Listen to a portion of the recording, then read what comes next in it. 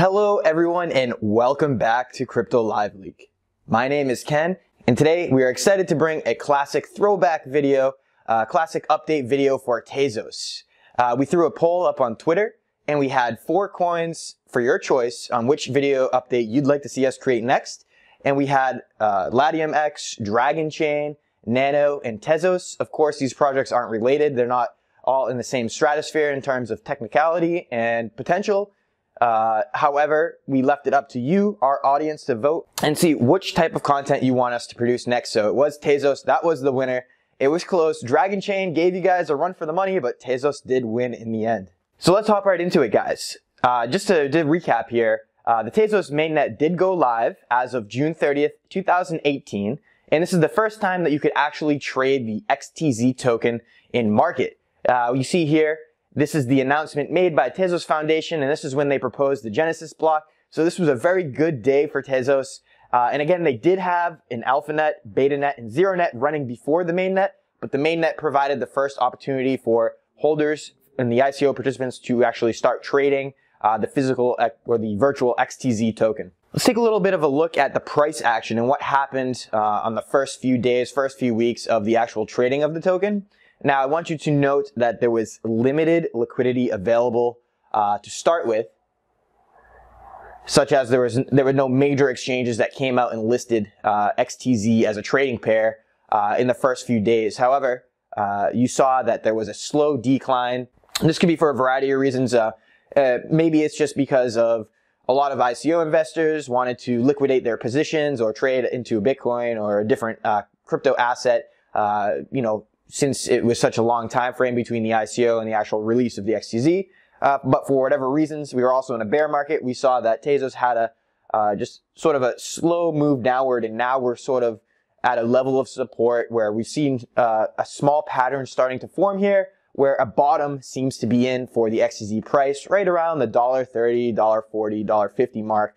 So actually quite interesting. The ICO price was about 40 cents USD at the time, anywhere from 40 to 46 cents, depending on if you contributed early enough to get that bonus. And now we are well above that, about 3 or 4 times above the ICO price in terms of USD. And in terms of Satoshi Bitcoin price, we're around a little bit higher than the ICO price. So that was 20,000 Satoshis was the ICO price, and we're right about just 500 Satoshis above that. So looks like we have a strong base here for a potential move upward when the market recovers.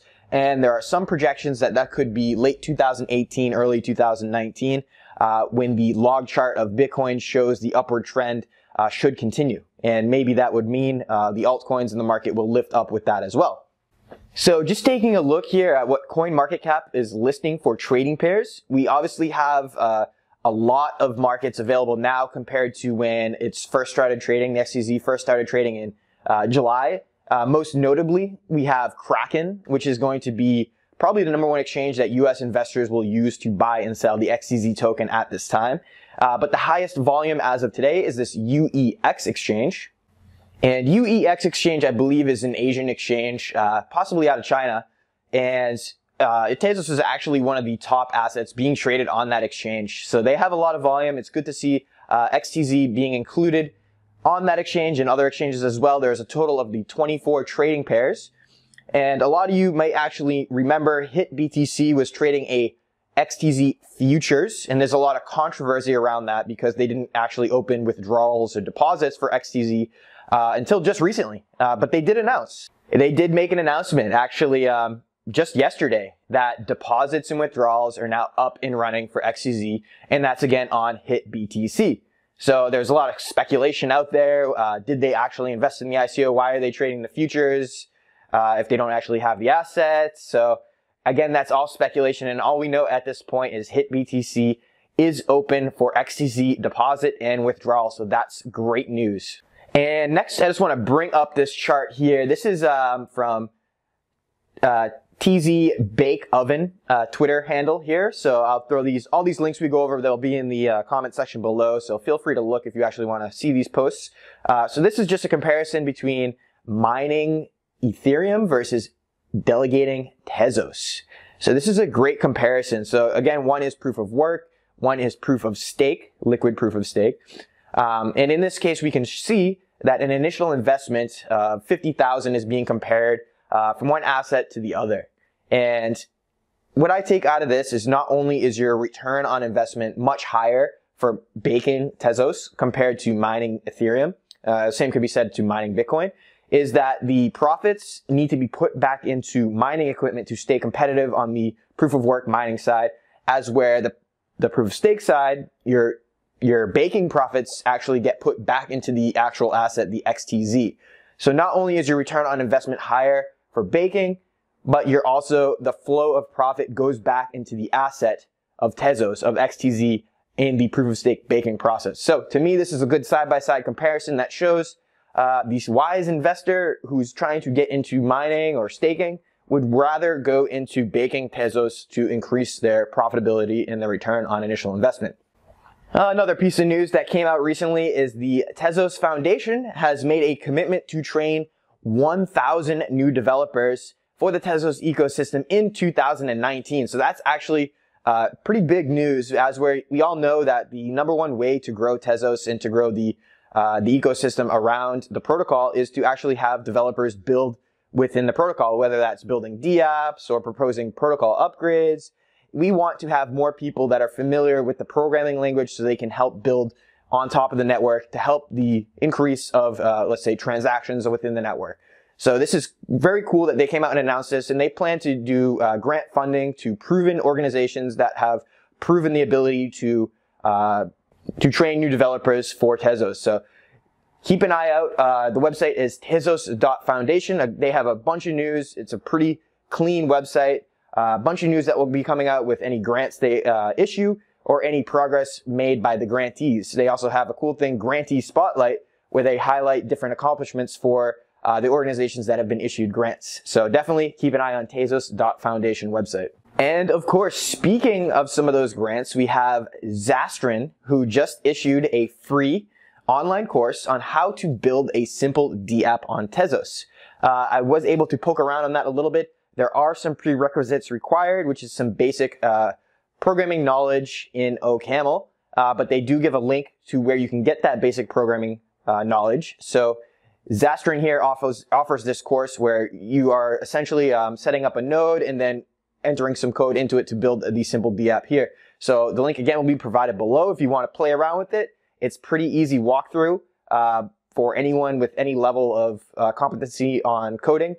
They give you the walkthrough and where to go to get the knowledge for the prerequisite as well. So great stuff, Zastrin. We hope to speak to you further on that course and help promote that further as well. Some other exciting updates here. I know a lot of you have been waiting for Trezor support as well as Ledger support. Well, here in this article here, we see that Trezor has the Model T firmware version 2.0.9, and this actually has compatibility for Tezos. So great job. So if you own the Trezor Model T, it looks like you can update to this version of firmware that is compatible for XTZ. And of course, the link will be below for all the details associated with that. And then we have the Cryptonomic team, who most notably developed the Galleon wallet for Tezos. They are working on Ledger support as well. They are still chipping away at that. And they've no solid updates for us at this time, but they are working towards integration with Ledger. And I'm sure once that comes out, it'll be very clean, very professional, and easy to use. So keep an eye on Cryptonomic for updates on Ledger support. Another Tezos wallet, Tezbox, actually already released support for Ledger.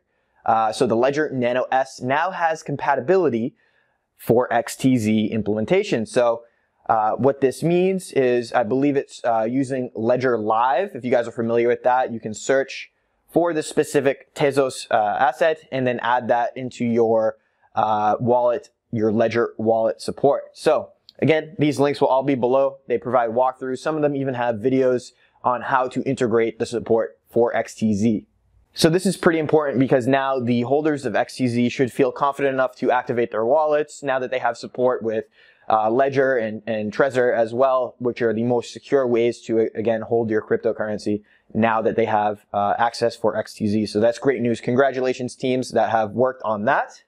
And just another note here, we just want to bring this article up. It's from Crypto Insider. It's just a little article on why Tezos baking and crypto staking in general will become big business in 2019.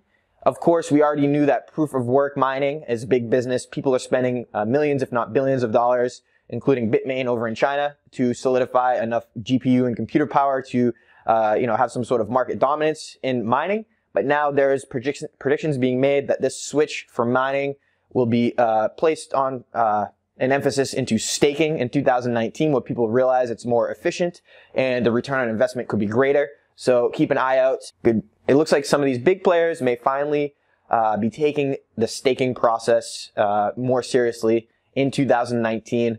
A lot more possibility for high return on investment. Keep an eye out. Some of the savvy investors will be switching to staking or increasing their staking capacities in 2019. That should only mean great things for XTZ and the price of XTZ, since we all know the profit flow to stay competitive in staking Tezos should flow back into the XTZ asset, only causing an increase in price. Another piece of news that came out recently as well was we have our very own Arthur Brightman, the founder of Tezos, had a Ask Me Anything on Hashnode. So this is pretty good. He answered questions on Tezos and blockchain governance, developing dApps in 2018, proof of stake, other consensus mechanisms, the future of Bitcoin, the current state of blockchain, and blockchain development. So again, this is some pretty cool stuff here where you actually got to talk and ask questions to Arthur. So I'll list that link where you can find the answers to some of those questions in the video as well. We also ourselves did an interview video with the Brightmans. The audio quality wasn't exactly what we wanted. We have since fixed that issue and switched over to a more professional audio recorder. So if we do have any other interview videos in the future, audio quality is much better. Another update here. So we had some more wallets come out for integration with Tezos. So we have a Garda wallet. This might be familiar to some of you. They added support for Tezos. So that's great to see. I'm sure as the project continues to gain maturity, more wallets will add integration for the XTZ asset. So that's great to see. And then also recently we had a Web3 summit. We had Arthur speak there as well. And then also Olaf from Polychain Capital spoke, revealing that his firm was running the largest staking node in the world, of course, on the Tezos network. There were rumors that Polychain had participated in the ICO of Tezos, and now we know that they are staking. In fact, they are the largest staking node in the world. So quite cool that they are promoting the Tezos protocol, coming out saying that they are the largest staking node. So congrats to them, congrats to Olaf, and I'm sure they're enjoying a nice high ROI on their staking node. And just to update with another wallet release, we have a Magnum wallet that is specifically, I believe, designed for Tezos, and you can again store your asset on there and delegate from the Magnum wallet. So now we have, just to name a few, we have Magnum wallets, Garda wallets, you have the Cryptonomic wallet Galleon, you have Tezbox. So a lot of tools being developed around the Tezos ecosystem to support the XTZ asset. Again, this is a decentralized project. I just wanted to note, as a community member yourself, you can feel free to go ahead and apply to get XTZ listed on an exchange. If you go to the exchange websites, a lot of them will have just a button at the bottom that says add a coin. Go ahead, click that button and apply all the Tezos information and statistics to get the coin listed. This might be, websites like Tezos.Foundation need to get listed, Total Supply needs to get listed. A lot of this information can be found on coinmarketcap.com, and it just takes the community member to go ahead and apply for the coin to be listed on the exchange for that application process to begin. Of course, we don't expect any community members to be paying to get these things listed, to get XTZ listed. However, it is possible that they can make the application for XTZ. Since the project is decentralized, it is up to the community to have it listed on different exchanges. And lastly, I just wanted to touch on the fact that the bond requirements for staking are going up. And I believe as the year turns to 2019, we'll reach that 8.25% bond requirement for baking. And this just means that that percentage is higher than it is now. So there'll be a need for more XTZ to be staked within the baking services and bakers that exist within the ecosystem. So what effects could that potentially have on the XTZ price? Would it be positive since you need to go into the market and get more XTZ to lock up for the staking process as a bond? Or could it have a negative effect? Who knows? But we are going to discuss this in more detail in an upcoming interview video that we have with Phil Champagne of Hayek Labs. So we have been doing a series of interviews with Phil, and our next one is scheduled for this week, later in the week, and it will be about the bond requirement increase. So hope you guys enjoyed this classic Tezos update video. And of course, I'm wearing the classic outfit some of you might remember from our earlier videos.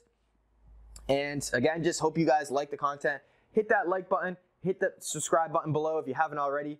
And thank you for watching. Take care. Until next time.